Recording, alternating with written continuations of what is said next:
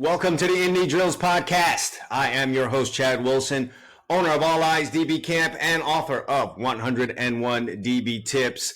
This is a DB podcast. We're here to talk about defensive backs, defensive back play, pass coverage, defense, all that kind of stuff. Someone's got to talk about defense and DBs here, and I'm happy to be the one to do that. If this is your first time here, or if you haven't had a chance to do that already, go ahead and hit the subscribe button, whether you're watching on YouTube or listening on Anchor, Spotify, or some other podcast listening device. Go ahead and hit that subscribe button because you don't want to be missing out on these DB podcasts, man. I mean, because like who else I said is doing this, all right? Important information coming up on the show. Today, we'll touch on the draft. We'll have an important mailbag question. I'm going to tell you how to be a complete defensive back. And then, of course, we're always going to talk a little bit of strategy here and an important message, a mental message for my players out here as we head into spring football and guys in college start getting ready. Camps start ramping up and you're trying to make a good impression both with coaches as well as these camps as you start heading out to them in the summertime. All of that coming up on the show. Hey, I want to let you guys know about the All Eyes DB Camp members area. This thing is just absolutely exploding and doing well beyond. Well, you know what? I can't even say that because we had a good members area before. I changed the platform, had a really good feeling about it, and it was warranted. Listen, we've got a lot of great players and coaches in that community right now, soaking up the knowledge, providing some knowledge. We're having discussions in there. There's quizzes. There's all types of great information in there that you need, stuff about watching film, stuff on technique, strategy, just about everything that you need. A ton of videos in there and a lot of great stuff for you. So if you're a player, coach, trainer, if you're a parent of a player, that is the place to be. I have a link to it in the description down below. Make sure you get on that right now. You got to use your resources, folks. That's how successful people become successful. They maximize their resources. All right, what's in the news? Nothing major other than the fact that the NFL draft is on its way. It'll be here this week. And what are we really looking at? As I look through all of these mock drafts, and there's a million of them now as you get into, the social media era, there are a bunch of people with opinions on it, and you kind of have to sort things out. But the way it's looking as I put all these things together, the potential forecast here is for 5 defensive backs to be taken in that first round, 6 maybe. That usually means 4 or 5. That's just usually how these things work. Those guys are Travis Hunter. Yes, I'm counting Travis Hunter as a defensive back. That's probably where he's going to get the heavy part of his snaps. Let's just be real about that. I think he'll be put in packages on offense if a team decides to play him both ways. But I think he will be more of a full-time defensive player. And then kind of a work-in on the offensive side. We'll see about that, but I am counting him as a defensive back. Of course, Will Johnson, who's probably the number 1 pure defensive back that has been scouted for this NFL draft. Jahdae Brown from Texas, cornerback, is also predicted to go in that first round. And then we have guys like Nick Imawari, who really catapulted himself after his insane workout at the Combine. I mean, he had a solid season, but just the numbers that he put up at the Combine has probably tossed him into the first round. But a lot of what I've seen is late first round. So, anything can happen on draft night. And then Malachi Starks, who's been a solid performer at Georgia, sneaking in at the bottom of the first round there. Would not surprise me if it only ends up being 3 guys.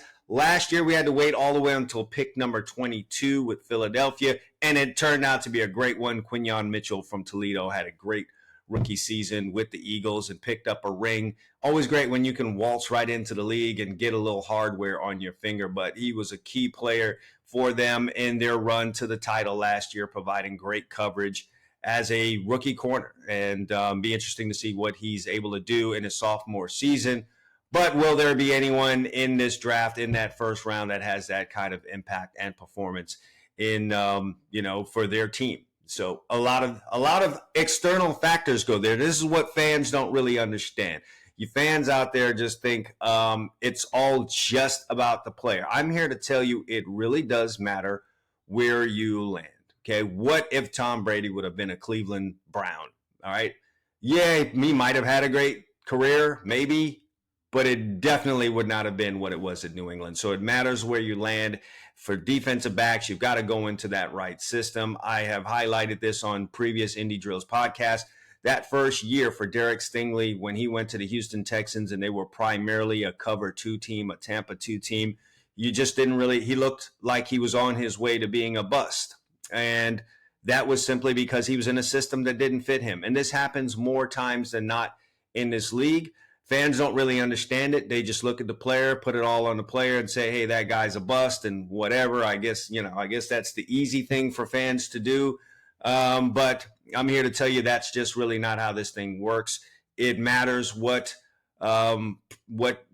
organization you go to. All right. Sometimes organizations just have a good history with developing their players or a specific position like defensive back. It matters what defense you go to. It must suit your skills, your talent, what you do best, just like anything else in life. So that's going to matter. And so whether or not any of these guys that get picked up in the first round this season have the kind of impact that Quinyon Mitchell does will depend both on their skill level. And you got to have that. Obviously, if you're projected to go in the first round, then, you have that skill level. But does it match up with the development, the organization, as well as the defense that you're going to be playing? And those things matter. I want to throw that out there to you fans out there because I see some of the comments, I hear some of the things, and sometimes you guys are just really way off base with, calling a guy a bust. And you have zero patience too, by the way. You guys expect rookies to come in and just be hitting on all cylinders, and you have no idea how difficult it is to play this position. You have no idea how difficult it is to be a rookie playing this position. When you're coming right out of college and you're lined up in front of Justin Jefferson or Jamar Chase or Devontae Adams, guys with experience who've been doing it for a while, you can't be surprised when they don't have a great outing against these guys. If they do, great. And I've seen guys come in and have great rookie seasons, and then their sophomore season is a complete fall off because the league studies you now. And maybe you thought it was going to be, Chips, you were going to be really easy in this league, and maybe you slacked off a little bit preparing for that second season.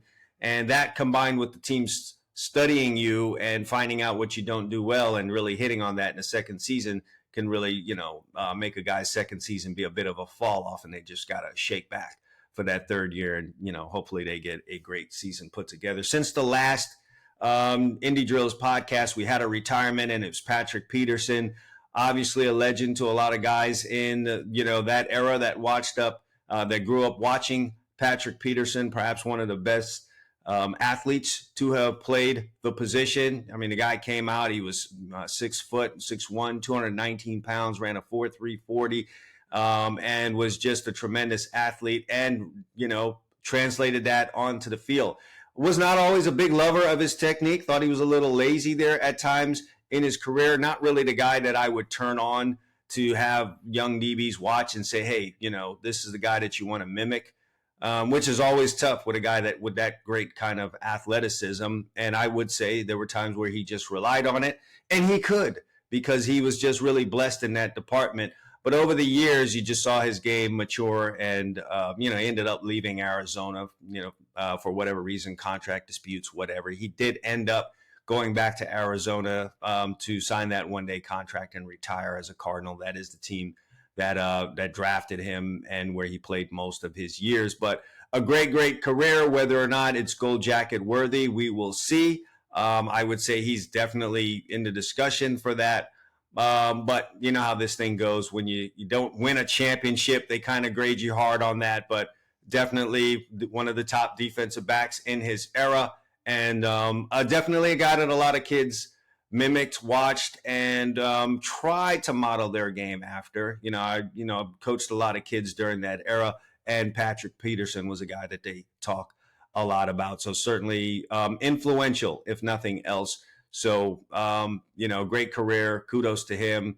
Father was heavily involved in life and also a trainer too, a guy that I know as well. So good to see that for him. And it'll be interesting to see how he's treated in the history books as things go along. All right, let's slide into our first topic here. And I really want to get into this because it's, we're coming up on spring ball for, the high schools out there that do have spring ball in your city, in your town, in your state.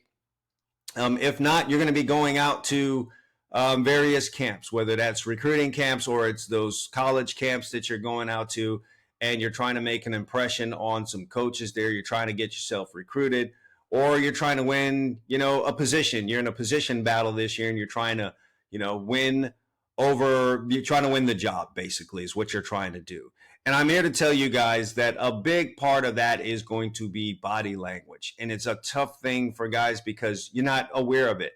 You have to be able to see yourself a lot of times to know what your body language is. And you aren't able to see yourself until maybe the day after when you're watching film.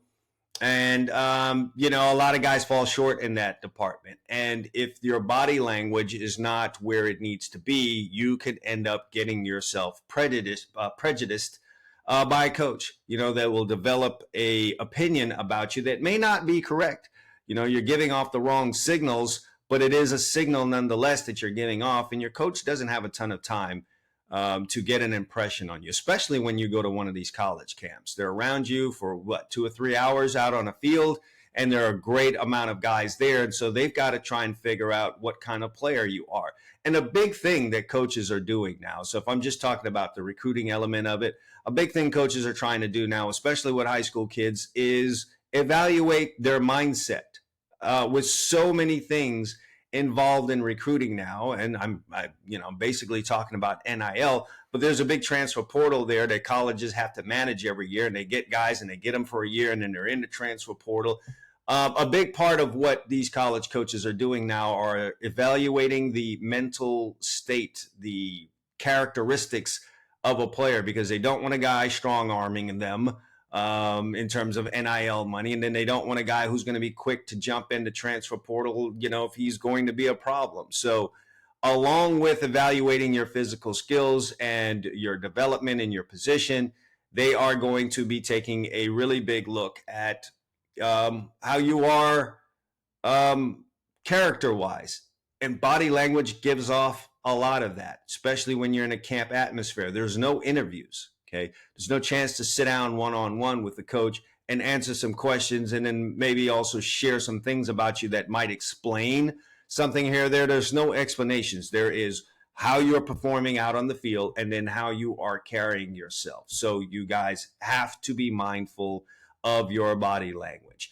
If you're a guy that's going to walk after a drill, if you're a guy that's going to, when it's your turn to come out and do a drill, you're going to walk out there and not show any kind of confidence. If you're a guy that's going to be looking elsewhere when a coach is talking to you, or just carry a bad vibe about you, it's going to leave a bad impression, and you're not aware that you're doing this. And so when the coach gives you back that kind of energy, right, you're out there showing bad body language, you're acting like you don't want to be there, or like you have a problem with the coach or being on the team or whatever the case may be. If you're giving off that kind of energy and the coach starts giving that back to you, the tendency is for young players is to internalize that and immediately get this thought in their head, well, the coach doesn't like me. That may or may not be true. Most of the time it's not. All right. These coaches don't really take anything personal. Coaches are under pressure too. They're under, pressure to bring in the right player. They're under pressure to play the right player. And so they've got to make those decisions, and your body language and how you carry yourself is a part of that decision. So I would say this to players out there that have either been told this before, or those of you who may not have had this brought to you, but you want to make sure that this is not a part of, you don't want this strike against you. You don't even want this problem. Find a routine that you can do leading into a training session, a practice session, a camp session that sets your mind into the right mood. Whether you need to listen to certain music, you need to eat a certain meal, you need to do a certain warm-up, whatever the case may be, you need to find what that routine is, follow that protocol, and don't break it. And as you start to go into spring practices where there are multiple practices, or you slide into summer practices and it's day after day and you've got 2 days, don't slack off on that routine. So in other words, don't do the routine for the first practice and then in the second practice you don't. because that'll be the practice where you are showing terrible body language. You have a terrible practice. And if you're in some kind of a position battle, that's the day that the other guy that you're going against gets a leg up on you. And now you're chasing him for the rest of, the practice sessions. And you might start feeling some pressure on that. And now you have another day where you have an attitude because you're mad that this guy's in front of you. And these things can snowball and you can find yourself in a bad situation. And now you've lost the job. And it all started not necessarily with what you're doing on the field, but because of your mentality, what you had going on in your head, that now translated into something physical and it snowballed on you. So find yourself a routine. You want to, if you're in a camp situation and you've got practices back to back to back, or you're going out to one of these camps, get the proper amount of sleep. Don't take that for granted. All right. I know you guys hear that and you just blow it off like I'm young, whatever. You can't go out there on 4 hours of sleep. There will be times where you'll be irritable, you'll get tired, things won't go well, and coach says something to you that might be a little harsh, and you take it and you get irritated by it. Now you're giving the coach attitude. And God forbid if it's a coach who doesn't really know you, he's just going to make a quick assessment of who you are and like, this guy's a character problem, don't want him, don't care what he does out here. He's off to the side, not really paying attention to this kid anymore. It'll happen that fast. All right. And in this fast world of college football and how quickly players come and go, all right, there's no obligation anymore in college football, not for the player to the school and the school to the player. That's just how it is. That's how some people wanted it. That's what we have. And you better be able to manage now how that situation works. There's no obligation. So they don't have to put up with anything that you've got going on. So if you're showing up, with an attitude, they can cast you aside real easy to go get another guy. That's just the way that it is. College football players wanted to get paid, and this is kind of what comes along with it. So manage your body language. It matters how you carry yourself. The other part of this that I'm going to talk about is just you have to portray a certain amount of confidence through your body language that makes the coach confident in you. I'm telling you, I didn't really even realize this, think about this when I was a player. I'm not here thinking about the coach. I've got so much to worry about when I was a player about being out on the field. That's what I was concerned with. But now that I've moved from player to coach, I totally understand this now. That coach is also nervous on game day. Okay. He's worried about, if the guys did he prepare his players well enough?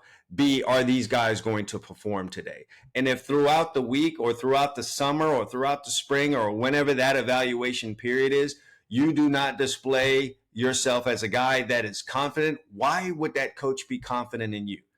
The coach wants to be confident on Friday night or Saturday or Sunday when the guy goes out there that you'll be able to perform. And a big part of that is you having confidence in yourself, because it's just so easy to lose it based on a play that happens.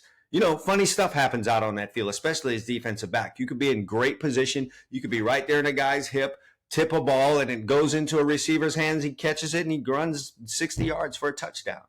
If you're already coming into that situation and you look like you're not confident, you're carrying yourself like you're not confident, your coach is going to worry that a situation like that is just going to completely blow out all of your confidence, and now you get beat for another play in the next series, and that's it. Those could be the two plays that cost your team the game, could cost the coach his job. So if you don't display any type of confidence, if you don't display energy, confidence, and a go-get-it spirit, man, you better be really good physically, and the coach is still going to be worried about you. So when you go line up to go do a training session, a practice session, you go to a camp session, you want to set yourself into the mood where A, you're going to be energetic, you're going to look like you're happy to be out there, and you are a confident player. One of the best ways for you to grab a coach's attention outside of just having great physical characteristics, when you go to a camp setting and that coach didn't know you the day before and he has 2 hours, 3 hours to, figure out who's good here, is show some confidence. That is one way to stand out. You get beat on a play, you're trying to get right back up there and play it again. You don't let your head drop when you do get beat on a play, or you execute a drill wrong, you're ready to go back out there and fix it, correct it, so on and so forth. That displays confidence in you, your abilities, and that's a good way to sell yourself to the coach that is evaluating you. So your mindset has to be on point. Your mindset sets your body language, and your body language tells the coach what you are. So be mindful of that. And it's, again, in closing, something that a lot of guys struggle with. And I'm going to just be honest with it. A lot of guys from South Florida. So if you're a South Florida guy watching this, I'm here to tell you we struggle with that down here. Now, we have the best athletes in all of the country. Don't get mad at me, Texas and California. We have the best athletes down here. I think that's kind of been proven. But we've got a little bit of a body language problem. Sometimes we have a little bit of a mindset problem, and we need to do something about that. We need to fix it. We want our physical attributes to do the talking, and we don't want anything upsetting that, mainly body language that says, hey, we might be a problem because they're not putting up with it anymore. All right. And so that's me mainly talking to you high school guys, but I'm definitely talking to you college guys that are in there right now battling for positions, because you're right in the middle of that NIL transfer portal stuff.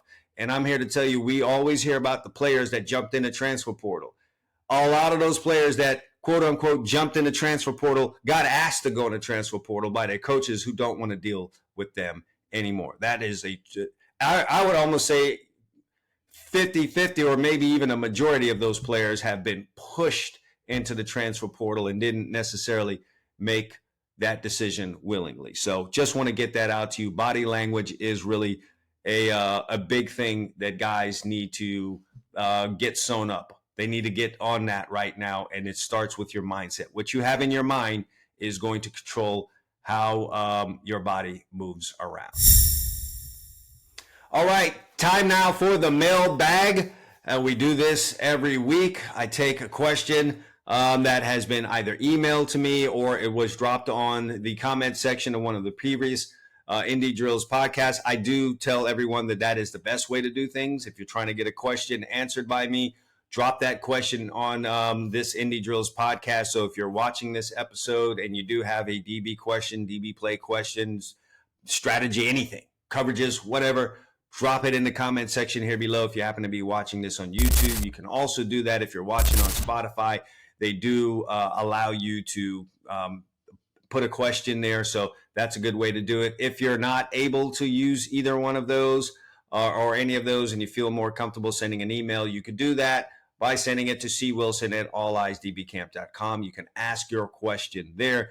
And if I, think it's worthy, I will use your question on the next Indy Drills podcast, and we will go from there. So I've got a good one this week. This is Aaron from San Diego. Says, I've watched your video on kick sliding. I've practiced it some, but can't seem to be able to use it when I'm covering receivers.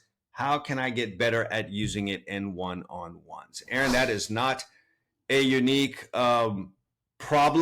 All right, so I don't want you to think you're the only guy out there that has this issue. A lot of guys do, even guys at the professional level. And here's some things that I can tell you about that. Number one, guys might not use their kick slide in their one-on-one situations when they're in the competition situations because they have not yet practiced it enough. They don't feel comfortable enough using it when they're in that one-on-one situation. It's one thing to have practiced it a few times, think it feels good, but you're not exactly sure, and then you line up in front of a guy and he takes off and hits at full speed. You're going to kind of revert to what feels comfortable and natural to you.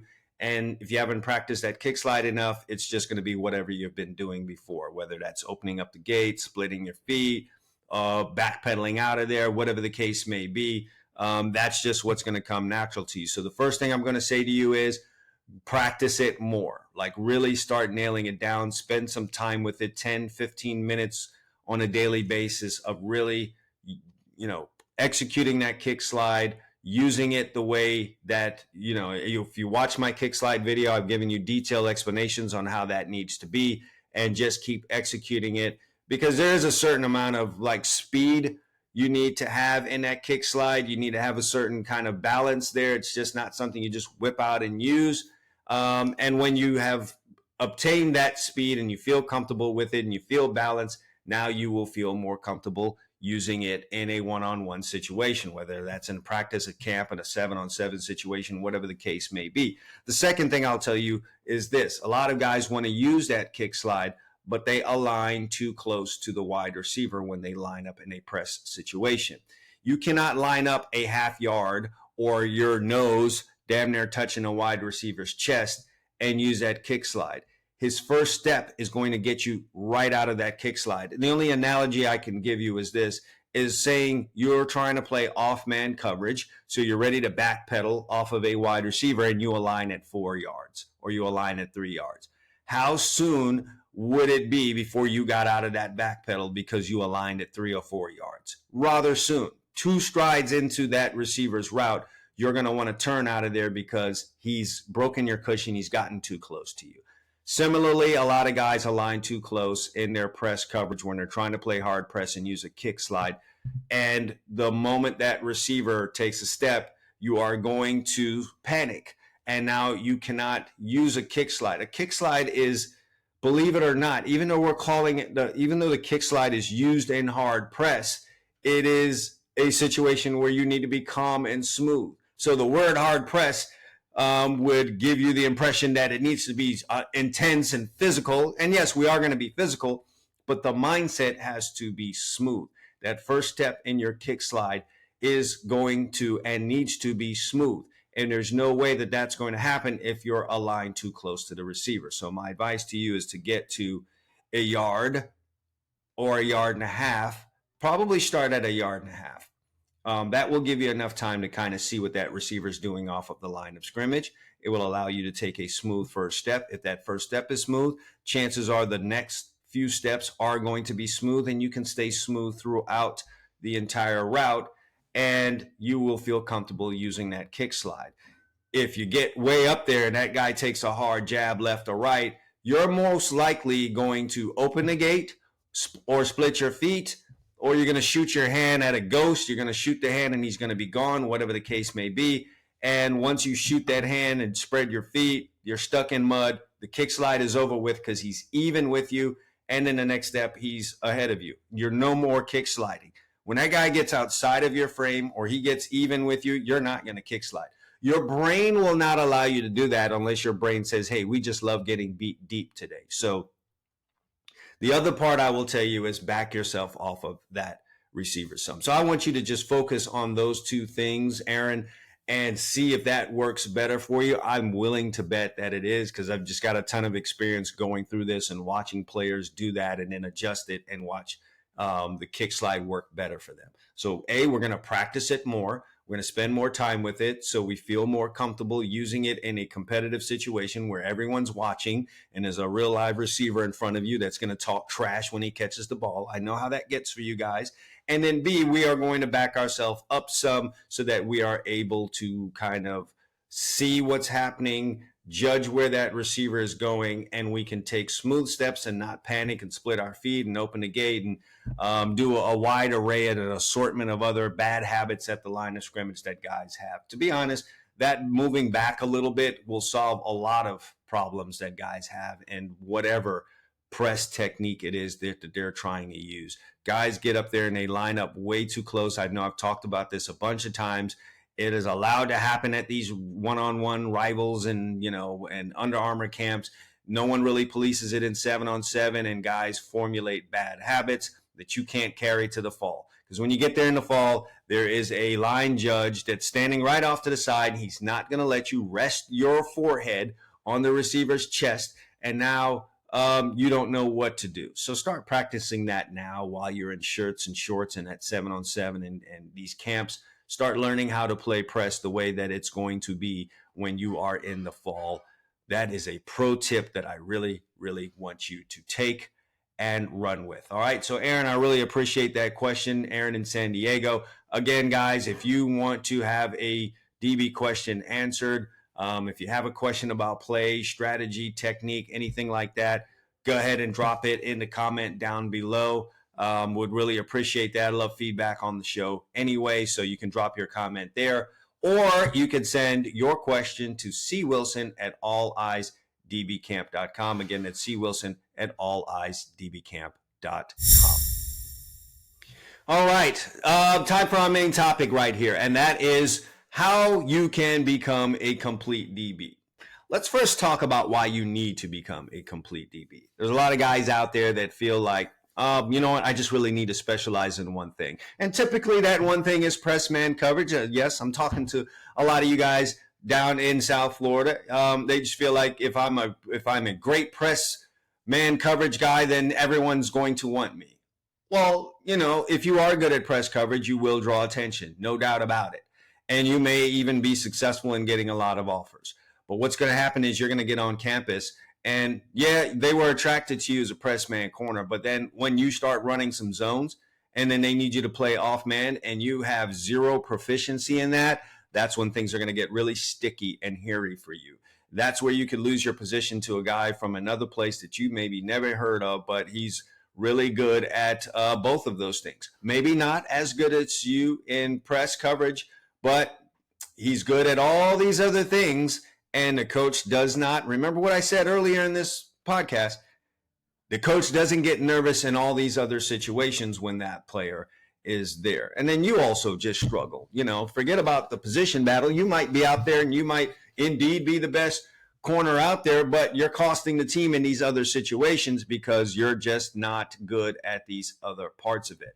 And I just want guys to really take this seriously because I'm, recording this podcast in the off season where guys are really trying to train and get themselves ready for the next season. And with some time still here for you to do that, it is important that you not only work on the things that you are good at, but try to really round out your game. And I'm talking to guys at all levels, but high school guys, I really need you to understand this. It's cool to be really great at one thing, but it's in your best interest moving forward as you try to attract attention from as many schools as possible. And you are also trying to be at your best for your team coming in the fall, that you really round off your skills as a DB. And what does that exactly mean? Here are some things that I have looked for in the past, and I continue to look for now when I'm trying to judge a defensive back's complete skills and say, hey, I have a complete defensive back here, a guy that I can ask to do a lot of things, maybe even play different positions in a jam, be able to help us out and do something else. Number one is that guy has good eye discipline. This is the toughest thing to train. As someone who has been in this training business for over a decade now, that is the toughest thing to train on a player. It's a little bit easier to, handle stuff with the feet, get a guy to put his hands in the right place, improve a guy's agility. But if a guy has poor eyes, it is a mountain to climb. It takes a lot of sessions, a lot of times to get a guy's eyes right. Great DBs have good eye discipline. So if a coach is telling you in press that you need to have your eyes locked on a guy's hips, good DBs are able to do that not only pre-snap, but post-snap, down the field, and have their eyes there. If guys are asked to read the number 2 wide receiver in certain coverages, they don't let their eyes wander from that. Their eyes are really, really good in reading that number 2 and let that number 2 receiver determine what it is they're supposed to be doing in front of the number 1 guy or getting to a certain zone or matching up against another player. If a guy's supposed to be reading the quarterback, if it's a safety that's supposed to be reading the quarterback, he has really, really good eye discipline with that. In other words, guys are really good. Great DBs are really good at studying what they need to study with their eyes. Your eyes are the most important thing that you have. All right. They're the most important skill. They are the most important body part, if I could say that. Your eye discipline is your best weapon as a defensive back. Hence the reason that I've called my company All Eyes DB Camp. That's not by accident. It is the most important thing that you have. And so if you're going to be a great DB, you really got to start honing down on your eye discipline. And how do you do that? You're mindful in all of your drills that you're doing, whether you're doing them at home alone or at a park alone, or whenever you're doing them in your individual period, which sometimes guys just try to float through. I urge you not to do that. Always pay attention to what your eyes are doing. It is very easy to get hung up on something else or to just get lazy with that. And every time you have your eyes in that wrong spot, you practice having your eyes in the wrong spot, it gets that much harder for you to fix it. For every time you do that wrong, for every time you have your eyes in the wrong spot, it's going to take another 3 or 4 reps for you to fix that. And if you keep that in mind, it's going to make you want to never ever have your eyes in the wrong spot, because it just takes that much longer to correct that. So great DBs have good eye discipline. This next one goes without saying, but that is having quick feet. You can't really have slow feet out there. This is a high agility position. This is not playing right tackle. Guard is not playing Mike linebacker in a heavy run league. And to be honest, there aren't too many positions now in this game where you can have slow feet, but the fastest feet need to be had by a defensive back. All right. Because not only do we need to chase wide receivers, we need to be able to react to their changes in direction. So you've got to find ways to speed your feet up. And that, comes in the weight room, and that comes from really executing your DB drills. Being mindful of your upper body, executing those things right over and over and over, and that's how you're going to speed your feet up. I know you're going to want to ask me about a ladder. Yes, you can use a ladder. You can use a ladder to warm up, but don't think and trick yourself into saying, hey, I'm going to just use this ladder and go do 25, 30-minute, 45-minute ladder workouts, and that's just going to speed my feet up the way that I need them. It might help you a little bit, but not the way that you want. Go do the DB drills and execute them the way that they're supposed to be executed. Do them as much as possible, and that will speed your feet up. Of course, having some lower leg strength will do that for you as well. By lower leg strength, I'm talking about strengthening your feet, your ankles, and your calves. Be mindful of that. You can't be walking around here with weak calves and feet and ankles. It's just your body, that part of your body has to support explosive movements. And if you're strong in that area and you're explosive in that area, you're just going to have the quick feet that you need. All right. So defensive slow feet don't eat. I'm going to just put it to you like that. In that same category is going to be the ability to have solid change of direction. Why have I separated these two things? Because I've seen guys with quick feet moving forward, but they don't have quick feet going left or right. They don't have quick feet going back in a back pedal. You've got to have solid change of direction. Strategically and technique-wise, when you are doing DB moves, so a crossover run, a back pedal, running at a 45-degree angle, it is in your best interest to have your feet low to the ground, keeping contact with the ground. I know high knees are required for you to run fast in a straight line. All you guys running the 40 or you guys coming off of the track that want to put up great times, I understand that, running forward. But DBs have a lot of different moves, and it's not always just running forward. There's going back. There's going lateral. There's coming out of a back pedal. There's breaking 90 degrees, 45 degrees, breaking 45 degrees downhill. It is in your best interest to keep your feet in contact with the ground. Tiny steps, especially if you're in a kick slide. You don't want big steps like when you're driving and running forward. You want to be able to have those feet close contact with the ground because you need to have a foot ready when it's time to change direction. So if you're in front of a wide receiver and he stems you outside off of a press rep because he wants to run a diamond release to plant and go back inside on a slant, if you're taking big, long, slow steps, you're not going to be able to react the way that you need to once he plants his foot and goes back inside. You're going to get left standing there out by the numbers while he's in by the hash catching the ball and taking off and running and doing some Jamar Chase type stuff to you. All right, so you've got to have solid change of direction. That comes with having close contact with the ground. So you want to have solid change of direction. The next thing is have quality ball skills. There was a time, and there's this joke that they used to have back in the days for defensive backs that they've tried to pull forward, but this is no longer true, where, the reason you are a defensive back is because you couldn't catch it wide receiver. Okay, that might have been cool and well back in the 80s or whatever. But in this day and age, they pay guys get put on the field, guys become All-Americans, they get all of the accolades, and they get paid well, and they get all the things that they want, the scholarship offers, all of that, by taking the ball away. So you have to have good ball skills. On top of that, I'm even talking about just catching the football. If you lack the ability to run downfield with a wide receiver and effectively judge the ball in flight and make a play on the ball, and that could just mean getting the ball down, breaking the pass up and not allowing the receiver to catch it, that is in your best interest. I've seen a lot of guys out here with ball skills that are non-existent trying to play this position, and they can't judge the ball in the air. So they're right there with a receiver, and as the ball comes, they misjudge it. It goes over their head. Receiver catches it, and they were in position. Or they overrun the ball because they couldn't judge it, and the receiver comes back to it, and they catch it, and they just start giving up big plays down the field. The other thing is you want to get to the point where you not only make those mistakes, but you start getting two hands on the football. You can track the ball and make the catch and take the ball away and give it back to your offense. I hate to say it, but this is the truth. Offense is the name of the game. So us guys on defense have got to get the ball, take it away from their offense, and give it back to our offense, because that's what it's about. It's about the takeaways nowadays. And as you know, and I've talked about it, we've all seen it, they call more and more penalties nowadays. It gets more and more difficult to cover guys.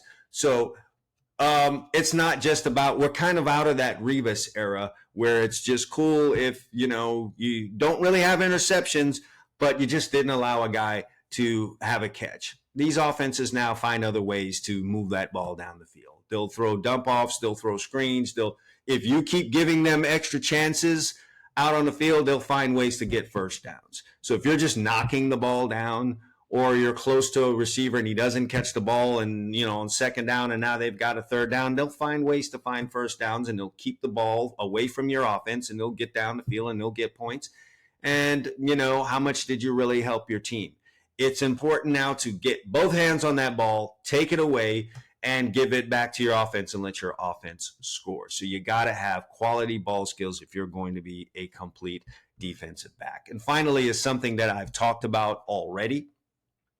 And that is confidence and a football IQ.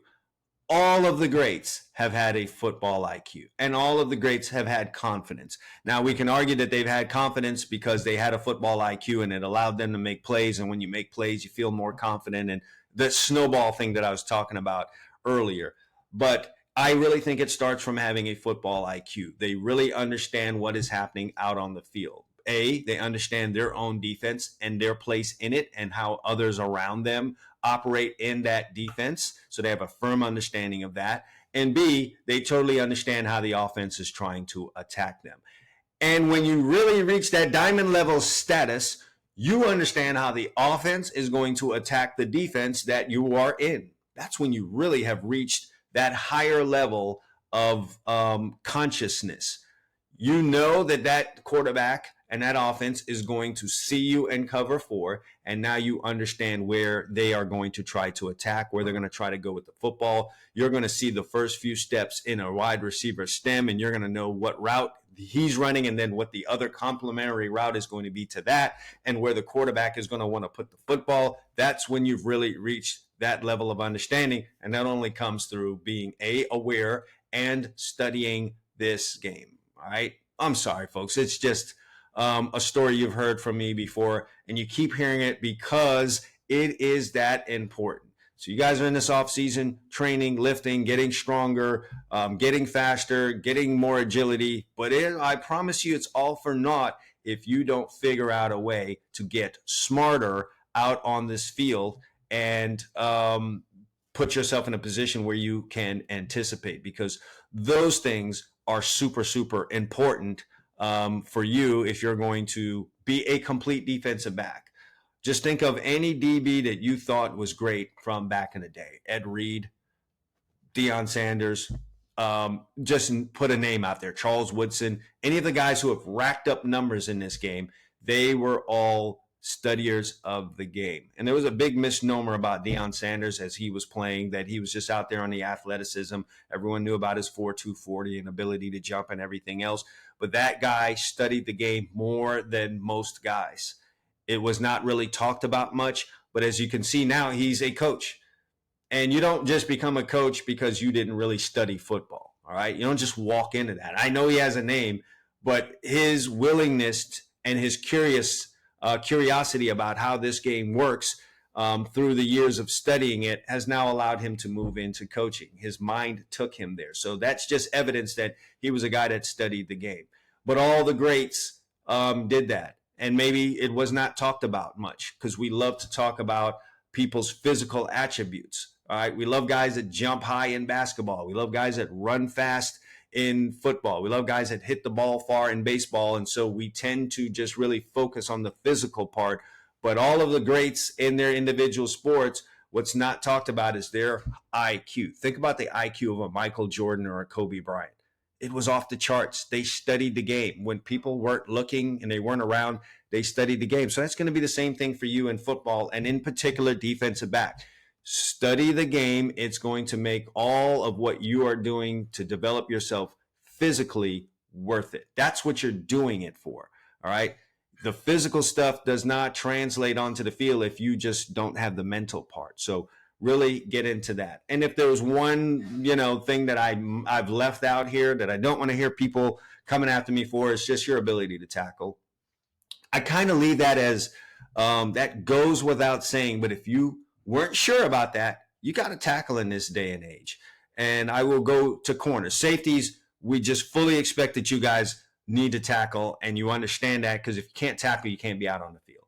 When that running back breaks through the line and you're the last line of defense, if you can't get that guy down on the ground, you wouldn't play. All right. You wouldn't play for me. I don't think you would play for many or any defensive back coaches. They got to get you off the field because now you're a liability. But for my corners out there that think they're just there to cover people, I have mentioned this in other podcasts.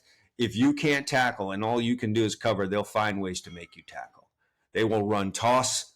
They will run sweeps your way, and they will block everyone else on your defense and leave you there and force you to tackle. They will run quick screens. They'll run bubble screens. They will find ways to get guys on the perimeter with you one-on-one and make you tackle. And if you can't, you will be a liability to your team, and they may have to get you off of the field. So